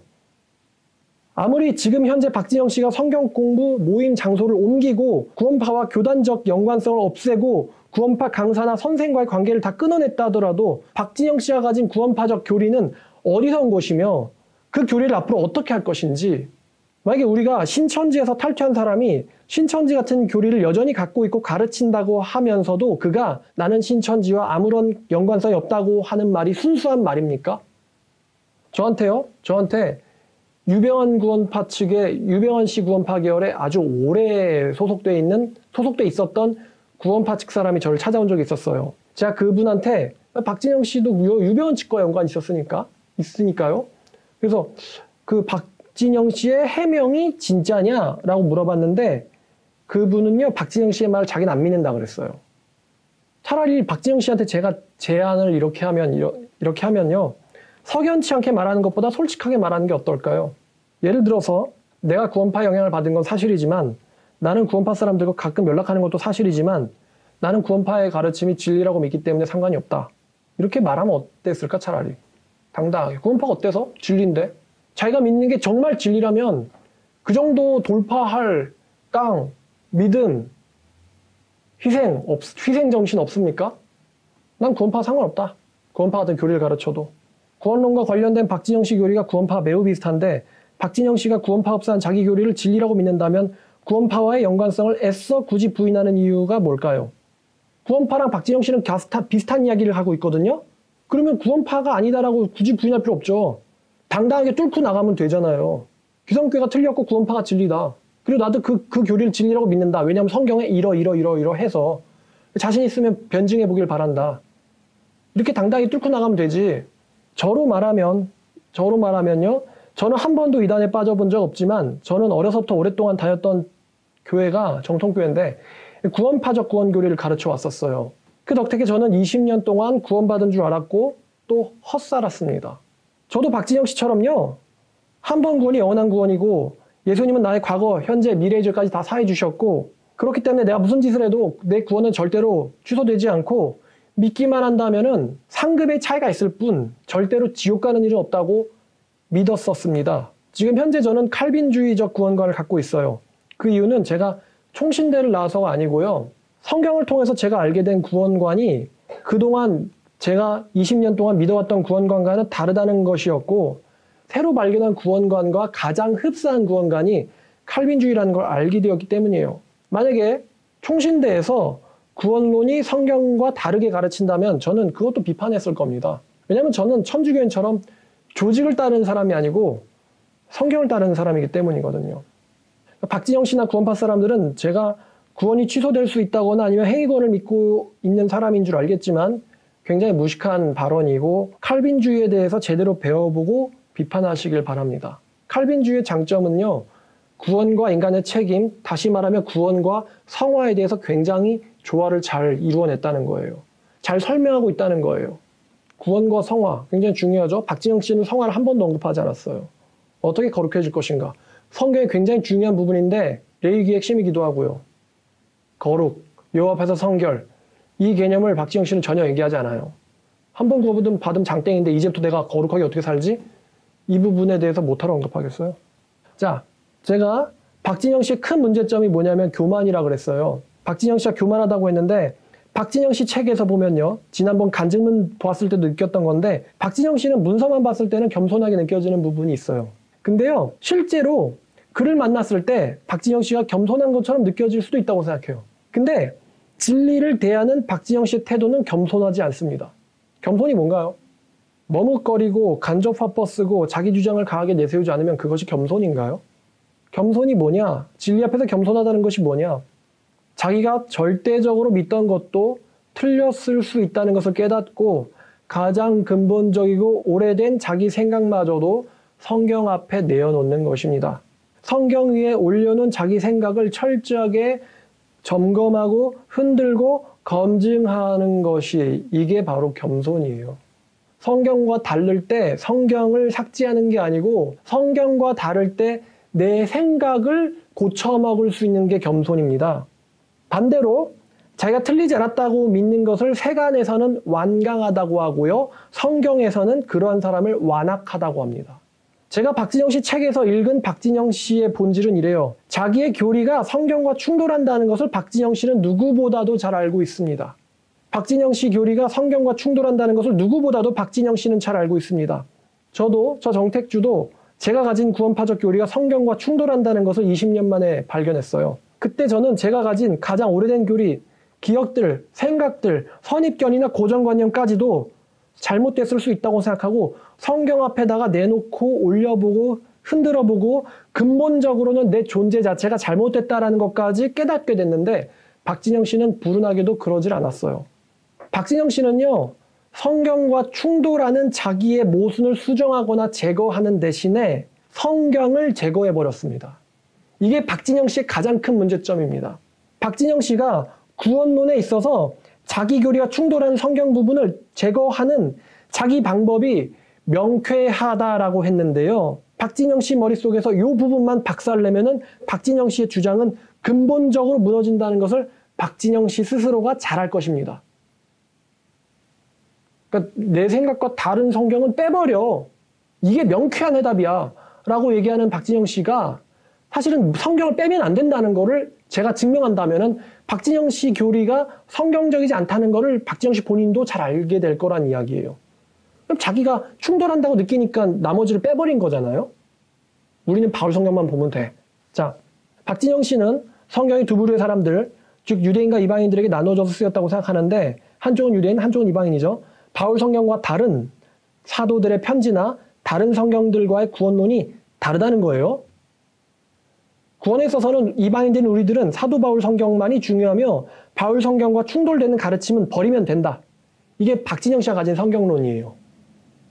아, 버리면 되는구나. 이게 명쾌한 해답이라는 거예요. 성경을 버리면 되는구나. 즉 박진영 씨는요, 바울 성경에서도 극단적으로 강조되는 부분만을 취했고 바울 성경도요 굉장히 삶을 경고하거든요. 심지어 바울 자기 자신도요, 자기가 삶을 조심해야 되는데 복음 전한 뒤에도 자기가 버려질까, 버림당할까 봐 자기도 조심한다 그랬어요. 그래서 바울이 한 말이 나는 매일 죽노라라는 말을 한 거예요. 하나님의 나라는 말에 있지 않냐고 능력에 있습니다. 내가 너에게 온유함으로 나아가랴 아니면 매를 들고 나아가랴. 사도 바울이요 이런 말을 한단 말이에요. 근데 박진영 씨는 바울 성경에서도 극단적인 강조되는 부분만을 취했고 당연하지만 자기가 가진 교리와 성경이 충돌되고 있다는 것을 발견한 뒤에는 자기 교리를 수정하거나 반성하지 않고 충돌되는 성경을 제거하고 삭제했습니다. 성경 66권 중에서 바울 성경 13권을 제외한 53권을 찢어버린 것이나 다름없다는 거죠. 이런 식으로 성경을 우리에게 쓴 게 아니야. 이런 식으로 삭제하는 이런 해석은요.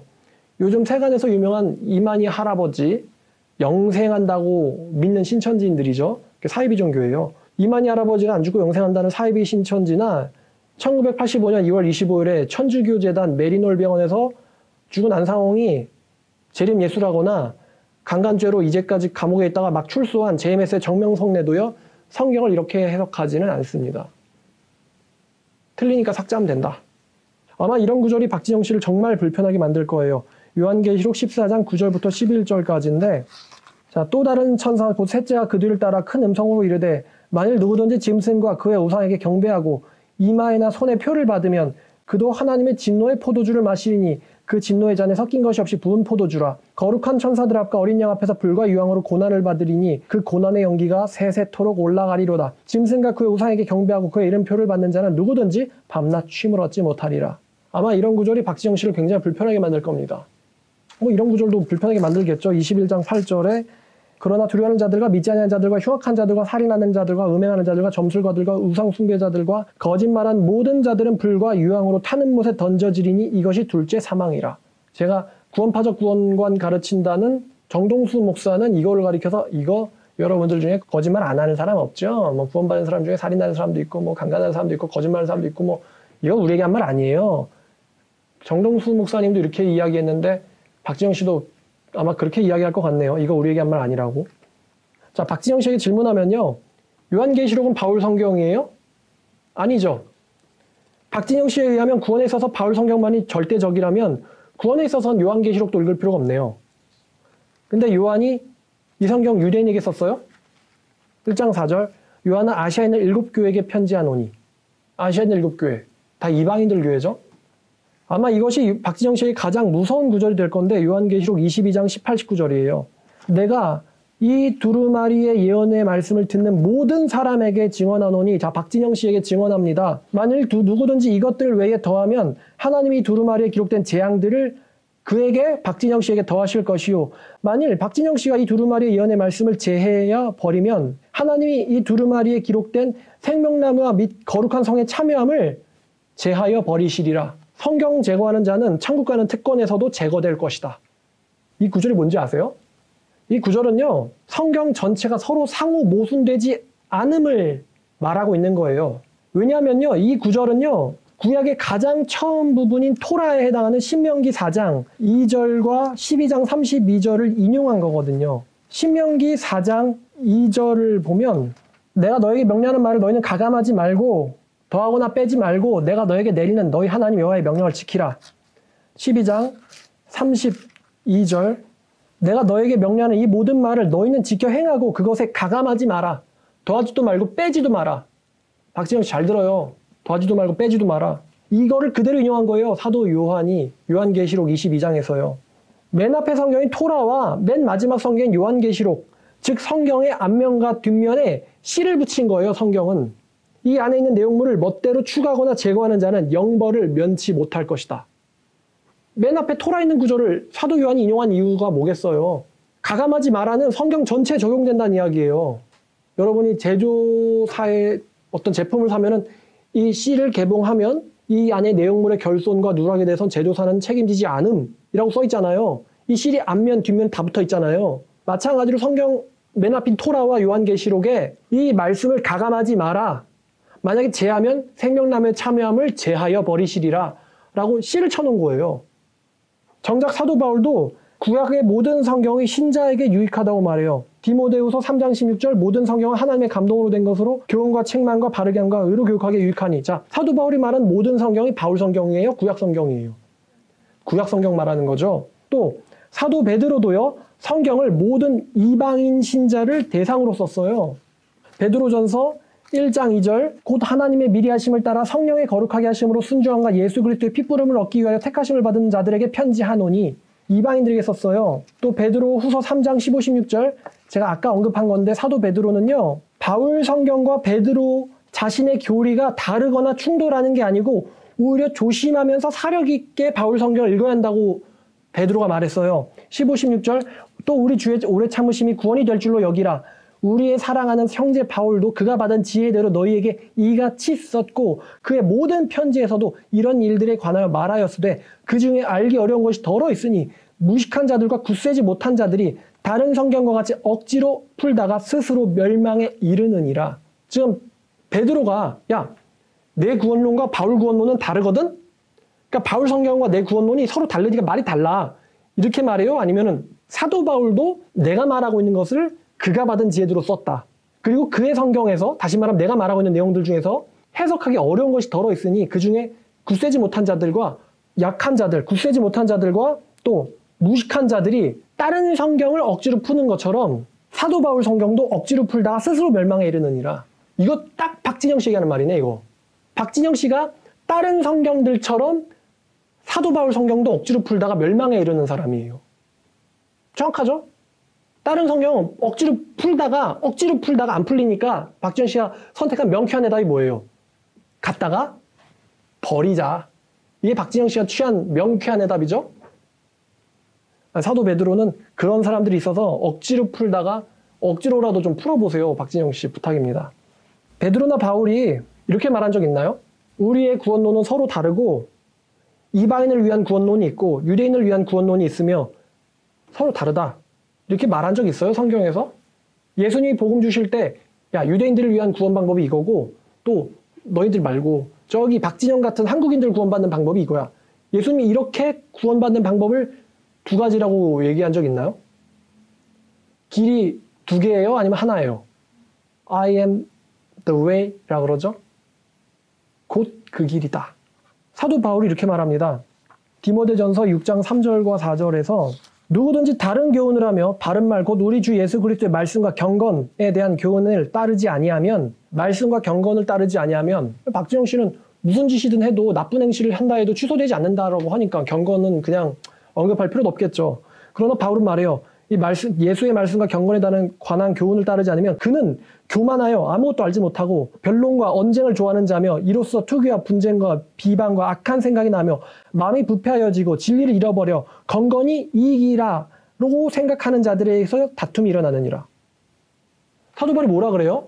자기의 가르침에 따르지 아니하면은 그는 교만하여 아는 것이 아무것도 없대요. 성경 속에 복음이 두 개 있었나? 로마서 15장 4절 무엇이든지 전에 기록된 바는 우리의 교훈을 위하여 기록된 것이니 우리로 하여금 인내로 또 성경의 위로로 소망을 가지게 하려 함이니라. 무엇이든지 전에 기록된 것이 이게 바울 성경이에요? 아니면 구약 성경 말하는 거예요? 구약 성경 말하는 거죠. 사도 바울이 뭐라고 말하냐? 구약 성경은 우리의 교훈을 위하여 기록된 것이다. 야, 그거 다 잘라서 버려. 이방인들을 위한 게 아니거든. 이렇게 말하지 않죠, 사도 바울은. 또 갈라디아서 1장 7, 8, 9 이런 말 있죠. 다른 복음이 있어요? 복음이 두 개예요? 8, 9절 우리나 혹은 하늘로부터 온 천사라도 너희에게 전한 복음 외에 다른 복음을 전하는 자는 저주를 받을지어다. 박진영 씨 잘 들어요. 우리가 전에 말했거니와 내가 또다시 말하는데 만일 누구든지 너희가 받은 것 외에 다른 복음을 전하는 자는 저주를 받을지어다. 복음은 하나입니다. 유대인들을 위한 복음이 있고 이방인들을 위한 복음의 방법이 따로 있다는 것은 성경에 없는 주장입니다.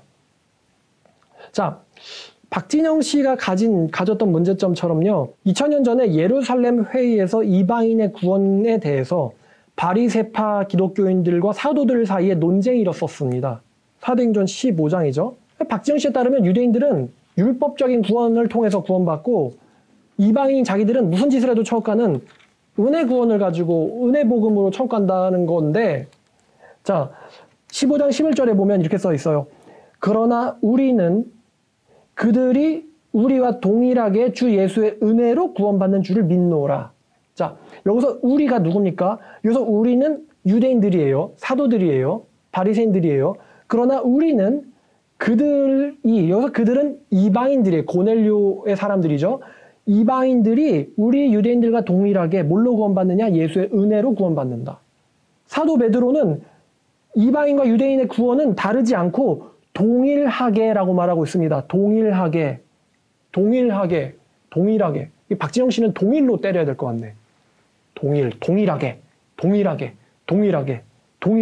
그들과 우리는 동일한 구원으로 동일한 복음으로 구원을 받는다.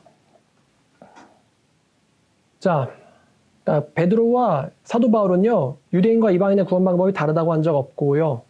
동일한 구원으로, 동일한 복음으로 구원받는다고 하였고, 이제 제가 박진영 씨 책을 읽으면서 박진영 씨가요, 언약 계시의 연속성을 모르고 있어요, 확실하게. 언약 계시의 연속성을 몰라요.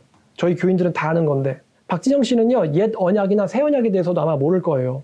성경에 따르면요, 이방인들과 유대인들의 구원의 방법은 같으며, 심지어 구약시대 사람들조차도요, 신약시대의 성도들과 동일한 방법으로 구원받습니다. 왜냐하면요, 구약시대에는 율법으로 구원받다가 신약시대에 와서 복음이 개발돼서 이제 와서 복음으로 편하게 구원받았던 것이 아니고요. 구약시대 때 하나님께서 이스라엘 백성들에게 주신 두 언약, 옛 언약과 새 언약 중에서 새 언약이 예수 그리스도와 신약 성경을 통해서 분명히 드러난 게 복음이거든요. 구약시대에서 은혜시대로 바뀐 게 아니고 구약시대부터요, 복음이 전파됐다고 성경은 말합니다. 제가 4가지를 언급할 건데, 갈라디아서 3장 8절에 하나님이 이방 사람들이 믿음을 통해서 의로 정하실 것을 성경이 구약성경에 미리 알고 먼저 아브라함에게 복음을 전하되, 이 복음은 신약의 복음과 동일한 복음이에요. 아브라함에게 복음을 전하되 모든 이방인들이 너로 말미암아 복을 받으리라, 구원받으리라 하였느니라. 그러니까 구약시대에도 복음, 새 언약으로 구원받았어요. 요한일서 2장 7절에 사랑하는 자들아, 내가 새 계명을 너에게 쓰는 것이 아니라 너희가 처음부터 가진 옛 계명이니 이 옛 계명은 너희가 들은 바 말씀이거니와. 구약 성경이죠. 또 로마서 4장 3절부터 성경이 무엇을 말하느냐? 아브라함이 하나님을 믿음에 그것이 그에게 의로 여겨진 바 되었느니라. 일하는 자들에게는 그 삭시 은혜로 여겨지지 아니하고 보수로 여겨지거니와, 이를 아니할지라도 경건하지 아니한 자를 의롭다 하시는 하나님을 믿는 자에게는 그의 믿음을 의로 여기시나니, 이런 것이 없이 하나님께 의롭다 여기심을 받는 사람들의 복에 대해서 다윗이 말한 바. 지금 사도 바울이 신약시대 복음을 새로 개발했다라고 말하지 않고 아브라함이 뭘 믿었느냐, 다윗이 무엇을 말했느냐, 내가 그것을 말하는데 12절, 또한 할례자의 조상이 되었으니 곧 할례 받을 자에게뿐 아니라 우리 조상 아브라함이 무할례 시에 가졌던 믿음의 발자취를 따르는 자들에게도 그러하니라. 아브라함이나 그 후손에게 세상의 상속자가 되리라, 천국 갈 거야 라고 하신 언약은 율법으로 말미암은 것이 아니요 오직 믿음의 의로 말미암은 것이니라. 만일 율법에 속한 자들이 상속자라면 믿음의 것이 되고 약속은 파기되었느니라. 그러므로 상속자가 되는 그것이 은혜에 속하기 위해서는 믿음으로 되나니, 이는 그 약속을 모든 후손에게 굳게 하려 하심이라. 율법에 속한 자에게 뿐만이 아니라 아브라함의 믿음에 속한 자들에게도 그러하니 아브라함은 우리 모든 사람의 조상이라. 사도 바울은요, 율법 시대로 구원받다가 이제는 은혜의 시대가 돼가지고 편하게 믿기만 하면 장땡으로 무슨 짓 저질러도 취소되지 않는 그런 구원이 됐어, 이렇게 말하지 않고요, 구약 성경을 인용하면서 아브라함이 가진 그 믿음을 가지고 있는 이방인들도 똑같이 아브라함의 자손이다 라는 주장을 하고 있어요. 아브라함이 가졌던 그 믿음의 발자취를 따르는 자들에게 또 천국을 유업으로 주신다 라고 사도 바울이 로마서에서 복음이 어떻게 적용되는가를 설명하고 있어요. 자, 요약하면은 아브라함과 다윗이 가진 동일한 믿음으로 우리 이방인들도 구원받는다는 이야기죠. 제가 아까 구약시대도 똑같은 방법으로 구원받았다고 얘기한 거예요. 자, 그리고 히브리서 믿음장 11장을 보면요, 믿음장 11장에 나오는 위인들이, 믿음의 사람들이 죄다 구약 사람들이지 한국인들인가요?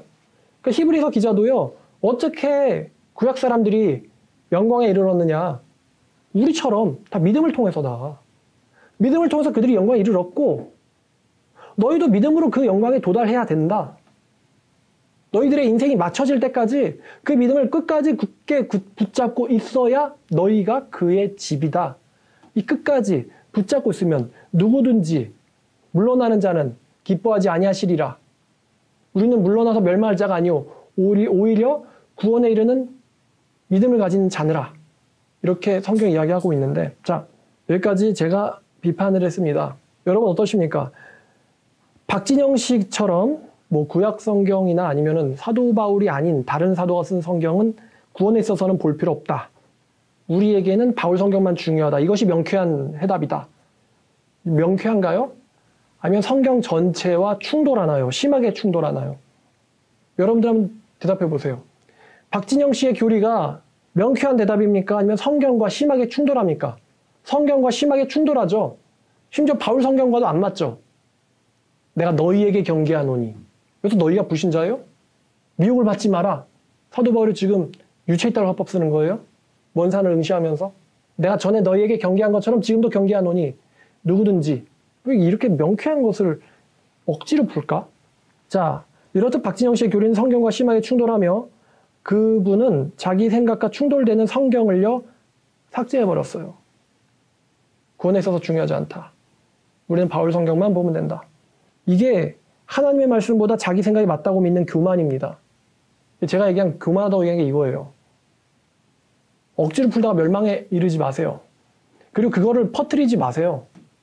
자, 박진영 씨의 지인분들은 이 영상을 보셨다면 꼭 박진영 씨에게 권해주시길 바랍니다. 제가 박진영 씨를 위해서 책을 한 권 추천해드리고 싶은데 안토니 우쿠마의 구원론이라는 책을 한번 읽어보세요. 좋은 책입니다.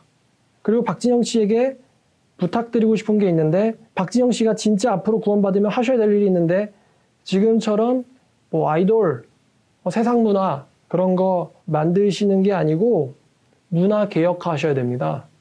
문화 개혁하셔야 돼요. 박진영 씨가 정말로 구원받은 사람이라면요. 연예기획사 대표로서 문화 개혁하셔야 돼요. 대중문화 완전 썩었죠? 음란하고 퇴폐적이고 상업적이지 않습니까? 그런 걸로 돈 벌어서 하나님께 바친다고 성경에 보면 개 같은 자의 돈은 성전에 가져오지 말라 그랬어요. 개같이 번 자의 돈과 상녀의 돈은 성전에 가져오지 말라. 음란하고 퇴폐한 이 대중문화를요 바꿀 누군가가 필요해요. 전 박진영 씨가 그런 사람이 됐으면 좋겠어요. 그 전에 먼저 정직해지시길 바래요. 그리고 겸손해지시길 바래요. 당신이 명쾌하게 깨달았다는 해답이 명백히 성경과 충돌되고 멸망에 이르는 다른 복음입니다. 구원파 신자들도 마찬가지예요. 박진영 씨는 자기 교리가 성경과 충돌한다는 것을 알고 있어요. 그래서 그 사람은 성경을 삭제하는 방법을 선택했지만 구원파 여러분들은 적어도 박진영 씨처럼 나는 그래도 성경은 좀 읽어봤어. 이렇게 말할 수 있는 사람이 되세요. 그래야 저 같은 사람과 논쟁이 되지. 성경도 모르면서 무슨 뭐 단번에 이런 거 단어 하나 가지고 와가지고 저한테 뭐 복음을 모르네요. 그러면은 내가 여기 있잖아. 언약 계시의 연속성에 대해서 모르고 있다고. 이런 말이 뭔지는 알아야 될 거 아니에요. 하나님의 언약이 어떻게 계승되고 발전되어 왔는지, 그리고 그 언약에 우리 이방인들이 어떻게 소속되는지, 우리가 어떻게 아브라함의 자손이 될 수 있는지 이런 것에 대해서 모르면서 저한테 막 복음을 모르네요. 뭐 그래서 지옥 가는 건 뭐야? 뭐 이런 식의 수준으로 성경이 얼마나 많은 부분을 성화와 관계돼서 할애하고 있는데 육을 쫓는 사람은 육신애를, 영을 쫓는 자는 영애를 생각하나니 얼마나 많은 부분을 영적으로 할애하는데 부탁입니다. 정말. 자, 오늘 여기까지고요. 말씀이 길었던 이유는 박진영 씨의 그 200페이지가 넘는 책을 문제점을 언급하면서 동시에 비판하고 심도 있게 좀 깨달으라고 해서 영상이 길어졌네요. 제가 언급한 이 성경 구절들 생각해 보시고 억지로 풀다가 멸망에 이르지 마시길 바랍니다. 기도하겠습니다. 하나님 아버지 감사합니다. 오늘 박진영 씨의 구원론에 대해서 살펴봤습니다. 아버지, 그래도 진리를 찾으려고 한다는 점에서 칭찬할 만한데 성경 말씀을 가감하지 않고 받아들일 수 있는 용기와 정직과 겸손을 그분에게 허락해 주시기를 바랍니다. 아버지, 정말 어지러운 마지막 시대에 하나님의 말씀을 사모하는 사람들을 교회에 더하여 주시옵소서. 감사드리며 예수님의 이름으로 기도드렸습니다. 아멘.